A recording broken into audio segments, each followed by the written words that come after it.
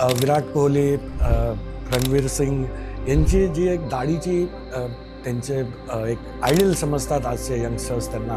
तर जे दाढीचं प्रमाण जवळजवळ प्रत्येकच मुलगा जो एक वयात टीनेजपासून पुढे चालला आहे, तर ते प्रत्येकजण दाढी ठेवायला लागला आहे. तर त्या लोकांना मला एक सांगायचं आहे की आज आपल्या शरीरात सगळीकडे ग्रह विराजमान आहेत.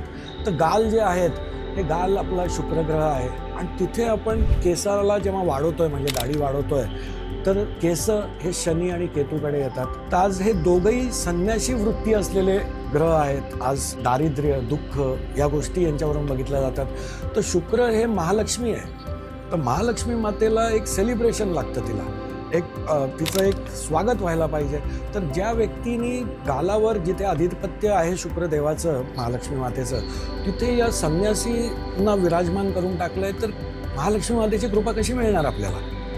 त्यामुळे आज आधीच्या काळी फिमेल्स आज त्याही गोष्टी दिसून येत नाहीत. हिरोईन्स वगैरे असे लाली लावायचे, तर ते जे काय लालिमा लावायचे, तर ते शुक्रदेवाला, महालक्ष्मी मातेला तिची कृपा घेण्यासाठी ते खूप फायदेमंद एक उपायच होता तो.